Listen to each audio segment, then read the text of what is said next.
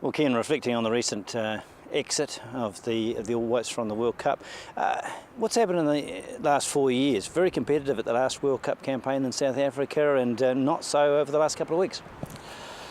Yeah, it's disappointing. I think if you look over the last 2 or 3 years, they've lost. Certainly Ryan Nelson's gone from the squad, and I think replacing him was always going to be a very difficult ask for Ricky. And but then you've brought in a number of younger players as well. So maybe in this time, the balance is not quite right to get the same result as they did get 4 years ago. And across the board, probably not a lot of high-level football experience. No premiership players, for instance. Yeah, I think that's something that New Zealand football needs to really work hard at trying to achieve, and getting more players playing at a really high level, either in Europe or certainly somewhere around the world where they're playing at a consistently high level, as Ryan Nelson did, as mentioned before. We need to get more players in those types of environments so that they can then come back into New Zealand football, into the All Whites, and be already prepared for these types of matches. What about the preparation for the games themselves? Mexico is a quality side, and we had limited preparation. Yeah, I would think most people would accept that. It's very difficult from New Zealand football's point of view to get the players that they need to from their clubs, and enough time really to spend some really good time preparing for these types of games. Really, I mean, to play in Mexico, the first game playing Mexico in Mexico was a big ask to bring their players together 2 or 3 days before that game, then try and get them prepared to perform at that match. So they do need to try and get these players earlier, but it's logistically very difficult. It's that two-edged sword, isn't it? The higher level they're playing in club football, the less likely they are to be released. Absolutely, yes. And at this time of the year, it's always going to be difficult to get the players. And I think the same happened 4 years ago, really. Trying to get those key players out of the big clubs with enough time to really get them together, organised, prepared, build the morale, get them prepared for those big games. It's also combinations, isn't it? We saw the offside trap caught many times over the last couple of weeks. It's just guys not playing together enough to know the communications. Yeah, and that comes with time. Time together as a group, as defenders, as a team, making things work well together from the back going forward as well. We should praise one player. I think Glenn Moss, obviously, the player. You concede 9 goals, you need the player of the day for the goalkeeper. Shows you how tough it was. Yeah, he had a lot of work to do, so it was really good that he turned in a couple of really strong performances. He's a good player, and I think if you look at the basis of the squad that Ricky had in those 2 games, there is a base of a really strong squad going forward. Unfortunately, they missed out this time, but I think you can look quite positively over the next 4 years to say that look at the number of young players in that squad, the players that will still be at their prime when they come to qualify in 4 years' time. That's the hard thing for New Zealand football, isn't it? Between World Cups in this sport, there is virtually nothing to get the kids excited, isn't there? So how do they do that over the next 4 years? Yeah, for me, that's probably one of the biggest factors with this, is that we don't get the payday, and it's going to be really difficult now to keep the momentum that New Zealand football have built over the last 4 years from South Africa. On the positive side is the Under-20 World Cup being held here in 2015, and hopefully that will fill the gap and allow us to keep that momentum going. Well, that's by far the most prestigious tournament New Zealand would have hosted. I think we've heard it start under 17s or something, but this is a significant level above that. Yeah, the under-20s, there'll be some fantastic football being played by a lot of strong countries that'll come to New Zealand. It'll really showcase the sport around New Zealand and hopefully help us to keep growing the sport. They've done really well since that South Africa, since qualifying for the last World Cup in 2010, and I think the Under-20 World Cup will really highlight to a lot of people just how strong football is around the world.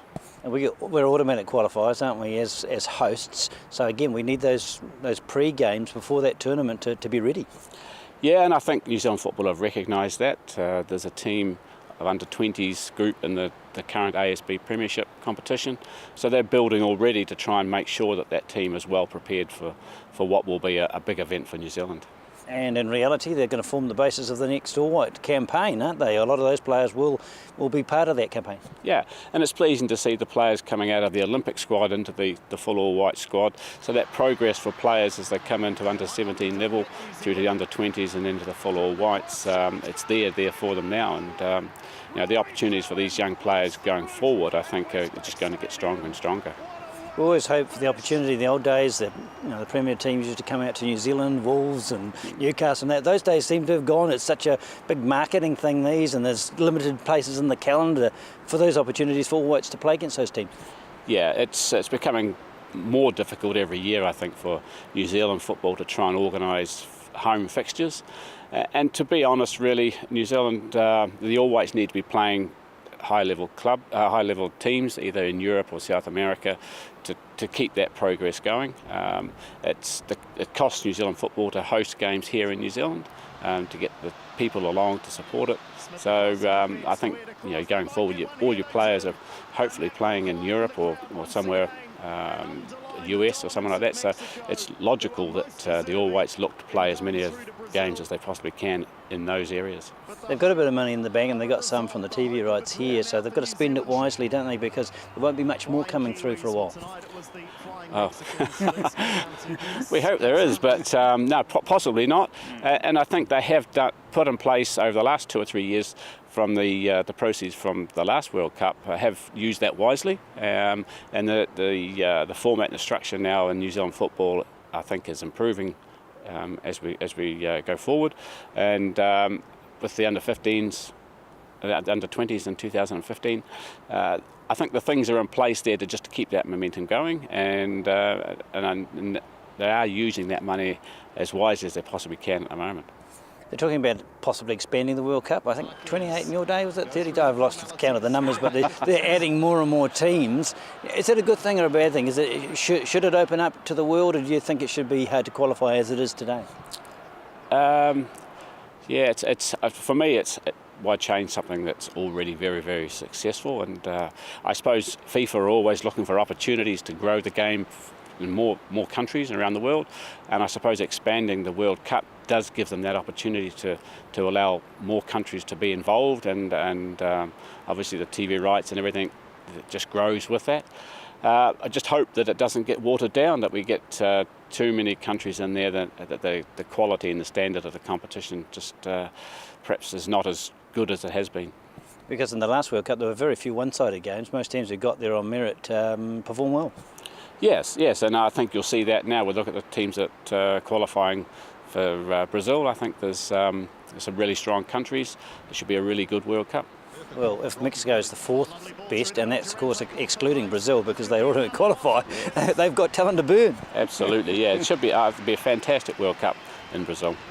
The home team will obviously be under a lot of pressure, though.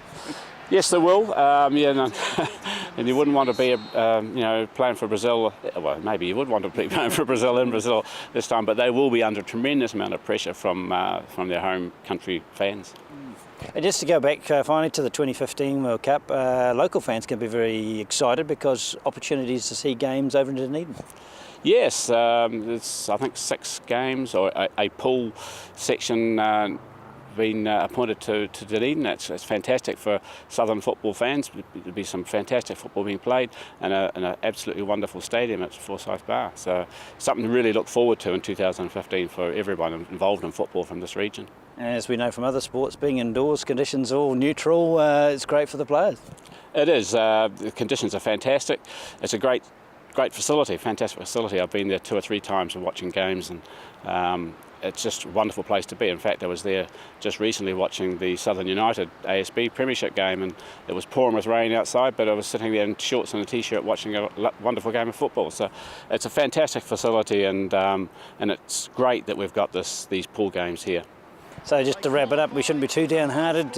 We just have to look forward to the future and hope it comes around pretty quick. Yeah, I think football has grown over the last few years.